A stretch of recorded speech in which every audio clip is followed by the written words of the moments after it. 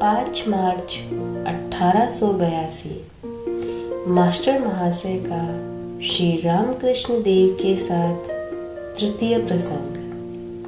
Master महाशय को जब से श्री रामकृष्ण देव के दर्शन हुए, मानो आँख के सामने सदा ही आनंदमय रूप दिखाई दे रहा हो, कानों में वही अमृतमय वाणी सुनाई दे रही हो। मास्टर महाशय सोचने लगे, यह एक निर्धन ब्राह्मण है और इन्होंने इन गंभीर आध्यात्मिक तत्वों को कैसे खोज निकाला, किस प्रकार यह ज्ञान प्राप्त किया। इससे पहले मास्टर महाशय ने इतनी सरलता से इन गुण तत्वों को समझाते हुए कभी किसी को नहीं देखा था। मास्टर महाशय यही विचार करते रहे कि कब उनके पास जाऊं और उन्हें देखूं। देखते ही देखते रविवार आ गया और वाराह नगर के नेपाल बाबू के साथ दोपहर को 3-4 बजे के लगभग मास्टर महाशय दक्षिणेश्वर में आ पहुंचे।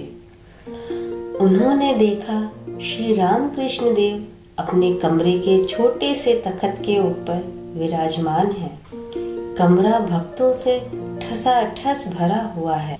रविवार के कारण अवसर पाकर कई भक्त दर्शन के लिए आए हैं। उस समय मास्टर महाशय का किसी के साथ परिचय न हुआ था। वह भीड़ में एक ओर जाकर बैठ गए और देखा श्री रामकृष्ण देव भक्तों के साथ प्रसन्न मुख हो वार्तालाप कर रहे हैं।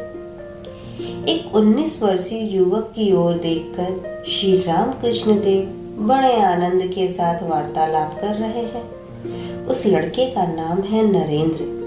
अभी वह कॉलेज में पढ़ते हैं और साधारण ब्रह्म समाज में कभी कभी जाते हैं। उनकी आंखें पानीदार और बातें जोशीली हैं। चेहरे पर भक्ति भाव है। मास्टर महाशय को अनुमान से समझ में आया कि विषयासक्त संसारियों की बातें चल रही हैं। ये लोग ईश्वर भक्त धर्मपरायण व्यक्तियों की निंदा किया करते हैं। फिर संसार में कितने दुर्जन व्यक्ति हैं, उनके साथ किस प्रकार बर्ताव करना चाहिए, यही सब बातें होने लगी। श्री रामकृष्ण देव ने नरेंद्र से कहा, क्यों नरेंद्र, भला तू क्या कहेगा? संसारी मनुष्य तो ना जाने क्या क्या बातें करते हैं, पर याद रहे कि हाथी जब जाता है तब उसके पीछे पीछे कितने ही जानवर बेतरह चिल्लाते हैं, पर हाथी लौटकर देखता तक नहीं। तेरी कोई निंदा करे तो तू क्या समझेगा? नरेंद्र, मैं तो यह समझूंगा कि कुत्ते भौंकते हैं। श्री रामकृष्ण देव सहास्य, अरे नहीं, यहाँ तक नहीं। सर्वभूतों में परमात्मा का ही वास है, पर मेल मिलाप करना हो तो भले आदमियों से ही करना चाहिए, बुरे आदमियों से अलग ही रहना चाहिए। बाघ में परमात्मा का वास है तो क्या बाघ को गले से लगा लेना चाहिए? फिर श्री रामकृष्ण देव ने कहा, यदि कहो कि बाघ भी तो नारायण है, इसलिए क्यों भागे? इसका उत्तर यह है कि जो लोग कहते हैं भाग चलो, वे भी तो नारायण हैं, फिर उनकी बातें क्यों ना मानो? श्री रामकृष्ण देव ने कहा, एक कहानी सुनो। किसी जंगल में एक महात्मा थे। उनके कई शिष्य थे। एक दिन उन्होंने अपने शिष्यों को उपदेश दिया कि सर्वभूतों में नारायण का वास है। यह जानकर सभी को नमस्कार करो।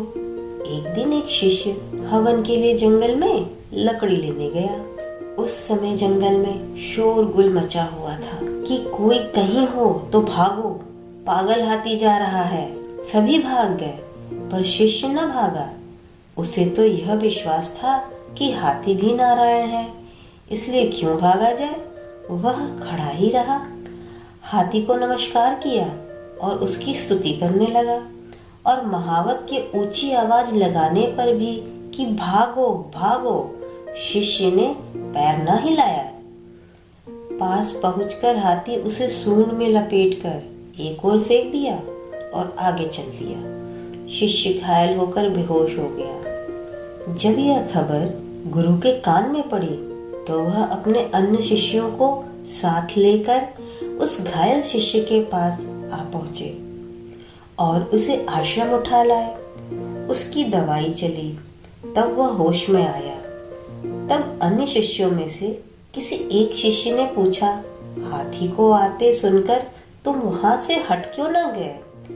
घायल शिष्य ने कहा कि गुरुजी ने कहा था कि हर जीव जंतु आदि में परमात्मा का वास है, नारायण ही सब जगह विद्यमान है, इसलिए मैं हाथी में नारायण को समझकर न हटा। गुरुजी वहीं पास में ही खड़े थे। उन्होंने कहा, बेटा, हाथी नारायण आ रहे थे, ठीक है, पर महावत नारायण ने भी तो तुम्हें हटने को कहा था। यदि सब में नारायण है तो उस महावत की बात पर विश्वास क्यों ना किया? महावत नारायण की भी बात मान लेनी चाहिए थी। श्री रामकृष्ण देव ने कहा, शास्त्रों में लिखा है, आपो नारायण, जल नारायण है, परंतु किसी जल से देवता की सेवा होती है और किसी से लोग मुंह हाथ धोते हैं, कपड़े धोते हैं और बर्तन मांजते हैं। इन साफ सफाई में लाने वाले जल को लोग न तो पीते हैं न ठाकुर जी की सेवा में ही लगाते हैं। इसी प्रकार साधु असाधु, भक्त अभक्त सभी के हृदय में नारायण का वास है, किंतु असाधुओं अभक्तों से व्यवहार या अधिक मेल मिलाप नहीं चल सकता। किसी से सिर्फ बातचीत भर ही कर लेनी चाहिए और किसी से वह भी नहीं। ऐसे व्यक्तियों से अलग रहना चाहिए।